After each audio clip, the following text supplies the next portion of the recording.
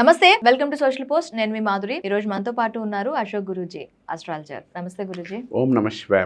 Guruji, compatibility అంటారు. మీకు 25 గణాలు కలిసాయి, 27 గణాలు కలిసాయి, 36 గణాలు కలిసాయి అంటున్నారు. ఈ గణాలు కలిసిన వాళ్ళంతా కూడా ఈ రోజు నిజంగానే వాళ్ళ జీవితంలో హ్యాపీగా ఉన్నారా అండ్ విడిపోవట్లేదా వాళ్ళు? ఇంకా గట్టిగా అడగాల్సింది మీరు. విడిపోతున్నారు కదండి అని మీరు అడగచ్చు. అది కూడా నేను చెప్తాను. ఎందుకు మీరు ఇందాక అడిగిన మంచి ప్రశ్న ఇది. ఈ ప్రశ్నలో అన్ని మంచి ప్రశ్నలు అడుగుతున్నారు కాబట్టి అన్ని ప్రశ్నలు మంచి అని చెప్పలేరు. ఇక్కడ విడిపోతున్నానికి కారణాలు చాలా ఉన్నాయండి. ఫస్ట్ 36 పాయింట్లు కలిస్తేనే, గణనాలు కలిస్తేనే, నాడులు కలిస్తేనే, అంత్యములు కలిస్తేనో పెళ్లి చేస్తే విడిపోకుండా ఎలా ఉంటారండి? ఎందుకనంటే మనకి నక్షత్రాలు 27 నక్షత్రాలు ఉన్నాయి. 27 నక్షత్రాలు కూడా 27 నక్షత్రాల నుంచే అందరూ పుట్టారు, అందరూ ఉంటారు. కానీ నీకు పుట్టింది పెరిగింది 27 నక్షత్రాలు చూసుకొని వివాహం చేస్తే అది కరెక్ట్ కాదనేది నా వాదన. కాదు, కరెక్ట్ కాదు. అది ఎందుకు కాదు అంటానంటే నక్షత్ర ప్రకారం ఎప్పుడు కూడా వివాహం అనేది గణనాలు చూసి చేయకూడదు. మరి ఏం చూసి చేయాలంటారు? దానికి నేను సమాధానం ఏంటంటే నీ జాతకం చూసి చేయాలి. నువ్వు పుట్టినప్పుడు ఉండే టైం బట్టి ఉంటుంది చూసారా, అది నీ జాతకం. దాని నుంచి చూసి చేయాలి. ఆ టైంని బట్టే కదా నక్షత్రం అనేది ఆ మనిషికి వస్తుంది. మంచి ప్రశ్న. ఎందుకనంటే ఆ టైం బట్టి మన నక్షత్రం వస్తే నక్షత్రం 24 అవర్స్ ఉంటుంది. లగ్నం 2 గంటలు ఉంటుంది. ఒక్కొక్క నక్షత్రము పాదము 6 గంటలు ఉంటుంది. 6 గంటలు అంటే 3 లగ్నాలు మారుతాయి. 3 రోజులు 6 గంటలు. కాబట్టి లగ్నాలు మారేటప్పుడు మారుతుంటాయి. లగ్నం అనేది బేసికల్ గా నువ్వు పుట్టినప్పుడు ఉండేది లగ్నము. ఆ లగ్నం బట్టి జాతకం చూడాలి. ఆ లగ్నం ఏం చూపిస్తున్నాయి అంటే నీ యొక్క మెంటాలిటీ ఎలా ఉంటుందో చూపిస్తుంది. నువ్వు ఎలా ఉంటావో, ఏ విధంగా ఉంటావో చూపిస్తుంది. ఫస్ట్ అది అంటే ఏంటి, మన నక్షత్రము రాశి కన్నా మనం పుట్టిన లగ్నం మన మెంటాలిటీ డిసైడ్ చేస్తుంది. జాతకం డిసైడ్ చేస్తుంది. జాతకం, లగ్నం అంటే జాతకము. ఓకే. కాబట్టి డిసైడ్ చేసేది జాతకము, నక్షత్రము రాశి కాదు. నక్షత్రము రాశి అనేది జస్ట్ నువ్వు దేవుడి గుళ్ళకి వెళితే చెప్పుకోవడానికి పనికొచ్చే ఒక క్రియ. ఓకే. ఈ నక్షత్రాలు ఇదే ఉంటే, ఈ నక్షత్రాలు ఇదే ఉంటే అంటే ఇంక నక్షత్రాలు ఇదే ఉన్నప్పుడు ఒక నక్షత్రంలో 24 గంటలు ఉంటుంది. 24 గంటలు పుట్టిన వాళ్ళందరూ అలానే ఉంటారంటే ఇంక అందరూ అలానే ఉండాలి కదా. అవును. శ్రావణ నక్షత్రం పుట్టిన వాళ్ళందరూ వెంకటస్వామి అవుతారంటే వెంకటస్వామి ఎందుకు అవుతారు? ఆరుద్ర నక్షత్రంలో పుట్టిన వాళ్ళందరూ కూడా శివుడు అవుతాడా? కాదు కదా. ఇక్కడ క్లారిటీగా ఏంటంటే నక్షత్రం అనేది నీకు యొక్క జాతక ప్రకారంగా నువ్వు పుట్టిన టైం బట్టి ఉండేది నక్షత్రము. ఇందాక అంగాలు చెప్పాను చూడు, అదొక అంగము. పంచాంగాలు అదొక అంగము. ఈ నక్షత్రాన్ని అనేది చూసుకొని బేస్ చేయడానికి మనకు గుడికి వెళితే గుడిలో మన పేరు నక్షత్రం చెప్పుకోవడానికి పనికొస్తుంది. లగ్నం ఏంటంటే మనకి 24 గంటల్లో 12 లగ్నాలు వస్తుంటాయి. 2 అవర్స్ కో లగ్నం వస్తుంది. లగ్నం అనేది బేస్ చేస్తుంది నీ యొక్క మెంటాలిటీ, నువ్వు ఏంటి, నీ సిచ్యువేషన్ ఏంటో చూపించగలిగితే నీ లగ్నం. ఈ లగ్నం నుంచి 7వ స్థానం నీ భర్త స్థానం, భార్యాభర్తల స్థానం. అక్కడ కూడా మీరు లగ్నమే చూడాలి, పర్సన్ లగ్నమే చూడాలి, చూస్తాం మనం. అవతల వ్యక్తి లగ్నాలు. ఇప్పుడు నీ మెంటాలిటీ నువ్వు కోపంగా ఉన్నావు, ఎగ్జాంపుల్, నీకు అవతల వచ్చాడు కాస్త శాంతంగా ఉండేడు చూస్తాం. అంటే ఇద్దరు కొట్టుకుంటారు కదా. ఇప్పుడు భర్త అనేవాడు ఎప్పుడైతే భార్య అనేది కోపంగా ఉండి పొడుస్తానుంది అనుకో, భర్త అనేవాడు శాంతం చేసి కాళ్ళు పట్టుకొని అమ్మ అమ్మ అమ్మ అనాలి. భార్య సొంతంగా ఉండి భర్తను కంపల్ చేయాలి. ఈ రెండు కూడా బాగా కొట్టుకుంటున్నాయి అనుకోండి, ఏమవుతుంది? భార్యాభర్తలు. కాబట్టి ఇక్కడ రెండు కూడా బేసికల్ మెంటాలిటీస్ ఎలా ఉన్నా చూస్తాం. తర్వాత 7వ స్థానము, దీన్నే వైవాహిక స్థానము అంటాం. వీళ్ళిద్దరు ఎలా ఉన్నారు? భార్యాభర్తల జాతకంలో దోషాలు ఉన్నాయా లేవా? అక్కడ దోషాలు ఉన్నాయి, మీకు దోషాలు ఉన్నాయి, లేదా సమ్యక్తి దోషాలు ఉన్నాయి. ఆ వ్యక్తికి దోషాలు ఉన్నప్పుడు యువతల వ్యక్తికి దోషాలు లేకుండా మనం చూసుకోవాలి.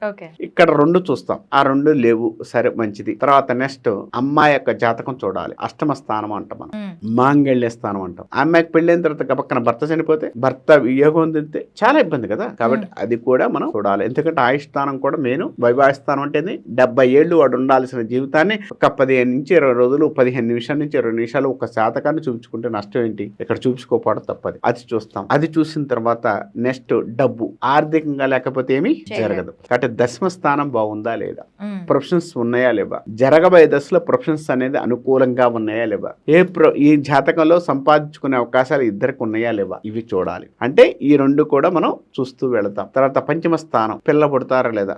మళ్ళీ వీళ్ళకి ఇంకో జంట పుట్టకపోతే ముందు వీళ్ళ పేరు అనేది ఇంటి పేరు ఎక్కడ ఉంటది, కాబట్టి పిల్లలు కూడా పుట్టాల్సింది. తర్వాత హెల్త్, 8వ స్థానం. అంటే వివాహంలో మనకి ఆరోగ్యానికి సంబంధించిన ఇవి కూడా మనం వివాహంతో ముడిపోయాయా? 100% చూడాలి కదా, చూడకుండా అట్లా. ఇప్పుడు వివాహం చేసుకున్న తర్వాత ఒకవేళ వాళ్ళకి వైవాహిక జీవితంలో ఏమైనా ప్రాబ్లమ్స్ ఉంటే ఆరోగ్యం మీద కూడా పడతాయని చెప్తున్నారు ఇండైరెక్ట్ గా. జరుగుతున్నాయి కదా. ఇప్పుడు వెళ్ళి ఒక వ్యక్తిని పెళ్లి చేసుకుంది ఒక అమ్మాయి, భర్త చనిపోతున్నాడు. ఒక భార్యని పెళ్లి చేసుకున్నాడు, టక్కన పోతున్నాడు, యాక్సిడెంట్లో చనిపోతున్నారు. అంటే కారణం ఏంటి అంటే వాడు అప్పుడు దాకా 25 ఏళ్ళు 30 ఏళ్ళు ప్రశాంతంగా ఉన్నాడు, అమ్మాయి కానీ అబ్బాయి కానీ. వీడు రాగలోనే చావాలా అంటే వీడి వల్ల చచ్చిందనే కదా చెప్తారు జనం. ఈ అమ్మాయి కానీ అబ్బాయి కానీ, ఈ అబ్బాయి వల్ల ఆ అమ్మాయి చనిపోయింది, భర్త చనిపోయాడు, ఆ అమ్మాయి జాతకం ఎదరిద్దరు ఉందో, వీడి వల్ల ఆ అమ్మాయి చచ్చిపోయిందిరా అంటుంటారు. అంటే ఎక్కడైనా కూడా ప్రాబ్లం ఉన్నట్లేదా? ఎందుకంటే జ్యోతిష్ శాస్త్రంలో ఏం చెప్తుందంటే, మీరు సింగిల్ గా ఉన్నప్పుడు, ఎవరైనా ఒక మనిషి సింగిల్ గా ఉన్నప్పుడు అతని జాతకం అతను పనిచేస్తుంది. ఇంకొక పర్సన్ అటాచ్మెంట్ అవుతున్నారు ఎవరైతే ఉన్నారో, ఒక పర్సన్ ఇంకో పర్సన్ లైఫ్ లోకి వస్తున్నారు. ఇక్కడ నుంచి వీళ్ళిద్దరూ ప్రయత్నం చేయబోతున్నారు. వీళ్ళిద్దరే భార్యాభర్తలు, వీళ్ళిద్దరే తల్లిదండ్రులు, వీళ్ళిద్దరే అత్తామావలు, వీళ్ళిద్దరే అమ్మ తాతయ్యలు, వీళ్ళిద్దరే నాయనమ్మ తాతయ్యలు. అంటే ఇంత వర్షం చూపించగలిగింది ఎవరు? ఇక్కడ చూస్తున్నాడు వీళ్ళిద్దరు జాతకం బాగలేనప్పుడు ఇంత వర్షం ఎక్కడ పడుతుంది? కాబట్టి వీళ్ళిద్దరి జాతకం మనం కరెక్ట్గా చూడాలి. వీళ్ళిద్దరి జాతకాన్ని తీసుకున్న తర్వాత, ఇన్ని చూసిన తర్వాత వీళ్ళిద్దరి జాతకంలో పెళ్లి చేసేటప్పటికి అమ్మయ్య ఒకటి అయిపోయింది. మళ్ళీ విడాకులు ఎందుకు వస్తాయి అది కూడా చెప్పాలి కదా. ఇక్కడ 2 వర్షన్స్ ఇది బ్రహ్మాండంగా ఉన్నాయి, ఎక్కడ సూపర్, ఇన్ని ఒకే అని. ముహూర్త బలం అంట మనం. ఇందాక చెప్పాను పంచాంగాల్లో ఒక అంగము మళ్ళీ ముహూర్త బలం. ముహూర్త బలం ఎందుకు పెడతాం మనం? పెళ్లి అనేది ఎందుకు పెడతామంటే, పెళ్లి అనేది చేసుకునేటప్పుడు ఈ పెళ్లి చేసుకునే ప్రతి వ్యక్తి ఇద్దరిది కూడా చూసి కరెక్ట్ ముహూర్త బలం పెడతాం. ముహూర్త బలం 11 గంటల 20 నిమిషాలకు అనుకున్నాం అనుకోండి. ఎంతమంది 11 గంటల 20 నిమిషాలు పెళ్లి చేసుకుంటున్నారు? ఈ పెళ్లి చేసుకోవటం కూడా తప్పనే కదా, అంతే కదా. అదే చెప్తుంది నేను మీకు. ఏదైతే ఉందో తప్పులన్నీ మనం చేసి దాని మీద తేయడం తప్పు అంటా నేను. ఇంకొకటి గురుజీ, ఇక్కడ పెళ్లిల్లో మనకి జీలకర్ర బెల్లం పెడతారు, అండ్ రెండోది వచ్చేసి తాళి కట్టిస్తారు. ఈ రెండు ముహూర్తానికి అంటారు. ఏది ముహూర్తానికి ఏది జరగాలి? ముందు అమ్మాయి అబ్బాయి ముందు కలుసుకోవడం మానేయాలి. ఫస్ట్ ముందు ఫోటో షూట్స్ మానేయాలి. ఎందుకనంటే జీలకర్ర బెల్లం పెడతామంటారు. అసలు జీలకర్ర బెల్లం అంటే ఏంటమ్మా? జీలకర్ర బెల్లం అంటే ఏంటి? ఒక వ్యక్తిలోంచి ఇంకొక వ్యక్తి, అంటే అప్పుడు దాకా కూడా తెలియని ఇద్దరు వ్యక్తులు ఒకరి ఎదురుగా ఒకరు కూర్చొని ఒకరి చేతిలోంచి జీలకర్ర బెల్లం ఎందుకంటే జీలకర్ర బెల్లం వల్ల అది అతుక్కున్నట్టు ప్రపంచంలో ఏది అతుక్కోదు. అది తీసుకువెళ్ళి అబ్బాయి పెడతాడు, అమ్మాయి దుత్తులు పెట్టినప్పుడు ఇక్కడ బ్రహ్మరంధ్రం ఉంటుంది, ఆ రంధ్రం మీద మనం పెడతాం. ఈ పెట్టినప్పుడు వాళ్ళిద్దరు చూపులు ఉంటాయి చూసావా, అక్కడ ఫస్ట్ చూపు జరగాలి. దానివల్ల జీవితాంతం కలిసి ఉంటారు. అక్కడ వీళ్ళిద్దరు ఏం చేస్తున్నారు? ముందుగానే ఫోటోషూట్లు, వీళ్ళు చేసే పనుల వల్ల ఎంతవరకు వీళ్ళిద్దరు కలిసి ఉంటారు? అక్కడ టచ్ చేసుకునే ప్రతి టచింగ్ అంటే స్పర్శ అనేది చాలా గొప్పగా వినపడుతుంది. అందుకని మనకు ఇదివరకు అమ్మాయిని అబ్బాయిని తీసుకొచ్చి అలా పెట్టించేవాళ్ళు, ఒకళ్ళ తల మీద ఒకళ్ళు పెట్టడం వల్ల, ఆ బ్రహ్మరంధ్రం మీద పెట్టడం వల్ల వాళ్ళకి ఎనర్జీ లెవెల్స్ పాస్ అవుతాయి. ఒక తెలియని పర్సన్ మన నెత్తి మీద చేయి పెట్టినప్పుడు, తెలియని పర్సన్ మన నెత్తి మీద చేయి పెడుతున్నప్పుడు ఆ స్పర్శ అనేది చాలా గొప్పగా ఉంటుంది. ఆ గొప్ప అనేది ఎప్పుడైతే మనకు ఏర్పడుతుందో ఆటోమేటిక్గా మనలో ఎనర్జీ లెవెల్స్ పెరుగుతాయి. అప్పుడు ఒకళ్ళ చూపు ఒకళ్ళకి ఎనర్జీ లెవెల్స్ మారుతాయి. ఇతను నా జీవితాంతం ఇతను నాతో ఉంటాడు కదా, ఈవిడ నా జీవితాంతం నాతో ఉంటుంది కదా అన్న ఫీలింగ్ ఎక్కడైతే మనకు అక్కడ స్టార్ట్ అవుతుందో వాళ్ళ జీవితాంతం ప్రశాంతంగా ఉంటారు. అక్కడ టచ్ చేయాల్సింది ఇట్లా హగ్ టచ్ కాదు, జస్ట్ బ్రహ్మరంధ్రం మీద చేయాల్సిన టచ్. ఇది చేస్తే 100% జంటలు ముందుగా చేసుకోవాల్సిన టచ్ బ్రహ్మరంధ్రాన్ని సరైన ముహూర్తానికి చేసుకోవాలి. ఎందుకు ముహూర్త బలం పెడతామంటే అది ప్రశస్తిగా కలిగిన టైము. అంటే ఆ టైంలో మనం చేసుకోవడం వల్ల ఎనర్జీ లెవెల్స్ మనకి అక్కడ గ్రహాల యొక్క కదలిక, గ్రహాల యొక్క సిచ్యువేషన్, ఎనర్జీ లెవెల్స్ మనలోకి పోవడానికి, ఈ చేతిలోంచి లోపలికి వెళ్ళడానికి అది పనికొస్తుంది.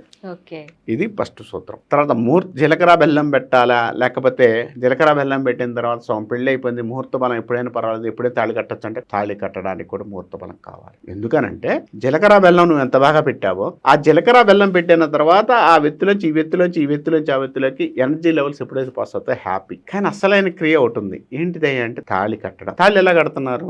పక్కన కూర్చోబెట్టి ఆ వ్యక్తి లేచి 3 ముళ్ళు వేస్తాడు. ఈ 3 ముళ్ళు వేసేటప్పుడు ఒక్కొక్క ముడి ఒక్కొక్క మూడు లోకాలకు ఆ 3 ముళ్ళు వేస్తాడు. ఆ 3 ముళ్ళు వేస్తున్నప్పుడు ఆ భర్త స్త్రీ తల ఉంచుకొని తన జుట్టుని ఎప్పుడైతే తన జడను పైకెత్తి 3 ముళ్ళు వేస్తున్నప్పుడు స్పర్శ అనేది, అంటే ఇక్కడ ఎక్కడైతే ఉందో స్పర్శ, ఆ వేళ్లతో వేస్తున్నప్పుడు ఆ వేళ్ళు ఇట్లా తగులుతున్నప్పుడు ఆ స్పర్శ అనేది చాలా గొప్పగా ఉంటుంది.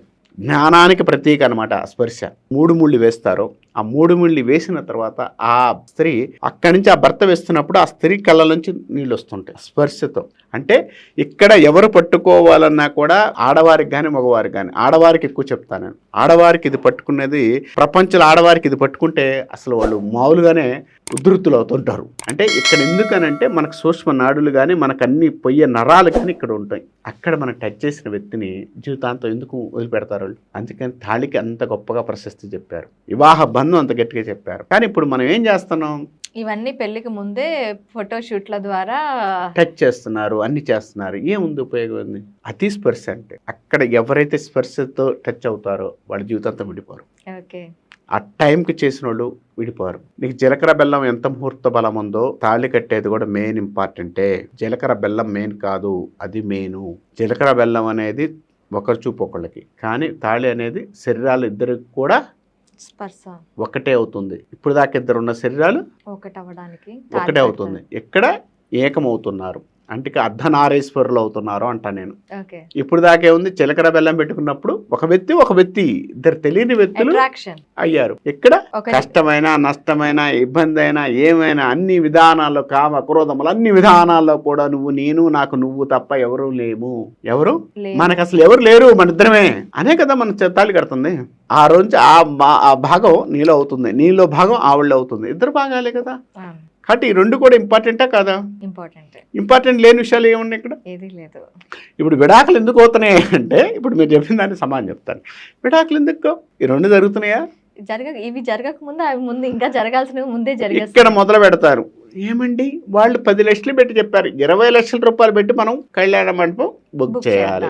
వాళ్ళు 50 రకాల 50 రకాల స్వీట్స్ పెట్టారు, మనం 200 రకాల స్వీట్లు పెడదాం.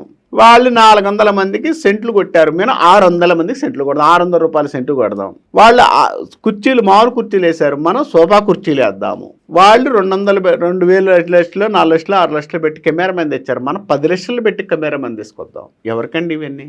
ఎవరికి చూపిస్తున్నారు మీరు అంగు? కలిసి ఉండాల్సిన వాళ్ళిద్దరు ఏం వేసుకున్నారు చూసారండి? ఇప్పుడు పెళ్లికి వచ్చిన వాళ్ళు ఏం చూస్తున్నారండి? వాళ్ళిద్దరు వేసుకున్న శారీ ఏంటండి? అప్పో శారీ అండి, ఆ బంగారం అంటే డైమండ్ అండి. ఇదేనా వాళ్ళిద్దరు హ్యాపీగా ఉండడానికి? ఇది కాదు. 200 పెట్టి నువ్వు స్వీట్స్ పెట్టావా, 400 పెట్టి స్వీట్లు పెట్టావా కాదు. ఇక్కడ నువ్వు పెట్టే 50 రూపాయల భోజనైనా ఒక నీటి భోజనం పెట్టేసి, లేకపోతే తినేసి. ఎందుకంటే వివాహం అయిన తర్వాత మనకి భోజనాలు ఎందుకు పెడతారు తెలుసా? సంతృప్తిగా బయటకు వెళ్ళడానికి. వాడు ఆకలితో ఉంటే ఏం చూడగా, బా భలే పెట్టారా భోజనం, వాడు పెళ్లి చూస్తుంది కదప్ప, బాగా పెట్టారా, వాళ్ళు బాగుండాలరా, అన్నం పెట్టాడు కడుపు నిండా, అన్నం బాగుండాలరా అంటాడు. ఇన్ని పెట్టేది ఎందుకు రా బాబు? నువ్వు పెట్టేసి నీట్గా. ఎవరు ఉంటున్నారండి ఆ స్వీట్ల కోసం వాటి కోసం? ఆడ జనాలు ఎక్కబడి ఆడ నుంచి ఉంటున్నారు తప్పితే. ఇప్పుడు బఫే సిస్టమ్ అని పెట్టారు. బఫే సిస్టమ్ ఎంతవరకు తప్పు? చాలా తప్పు. బఫే సిస్టమ్ పెట్టకూడదు. బఫే సిస్టమ్ పెట్టడం వల్ల అడుక్కునేవాడు అడుక్కున్నట్టు తింటున్నావు. అప్పుడు నీకు ఇంకా నువ్వు వాడి తేడా ఏంటి? ఇదివరకు మళ్ళీ కూర్చోబెట్టి 10 మంది మన చుట్టాలు వచ్చి, బాబాయ్ బాగున్నావా, ఇదిగో తిను బాబాయ్, ఇంకోటి తిను అని వేసేటప్పటికి, సార్ తీసుకోండి పండి పెట్టినట్టండి. ఇది తేడా లేదా? ఇదివరకు మనోళ్ళు మన చుట్టాలు వాళ్ళందరూ వచ్చి పెట్టేవాళ్ళు మనకంతా. ఇప్పుడంతా కూడా సర్వీస్ బాయ్లైనా వాళ్ళు కూర్చోబెట్టి అక్కడ పెడుతున్న 10 సెకండ్లకి అలా పెడుతూ వెళుతుంటే తినేటప్పుడు ఎంత సంతృప్తిగా తింటాం మనం. ఇప్పుడు వాడు దోస్తాడు వీడు దోస్తాడు తీసుకుని టకటక తీసుకోవడం, తక్కతక్క అయిపోవడం. ఇక్కడ ఎక్కడైతే పోయిందో అక్కడ ఆటోమేటిక్ ఏమవుతుంది? రిలేషన్స్ దెబ్బతింటున్నాయి. అబ్బే ఏం పెట్టారా, 200 స్వీట్స్ పెట్టావు, వాడు 2 ముక్కలు కూడా తిన్నాడు, షుగర్లో బీపీలు పెరిగి ఆడ పడేసిపోతాడు, సగం వేస్ట్ అవుతుంది. అక్కడ ఏమొస్తుంది?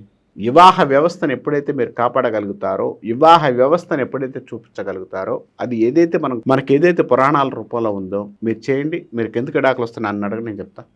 ఓకే, థ్యాంక్ యూ అండి.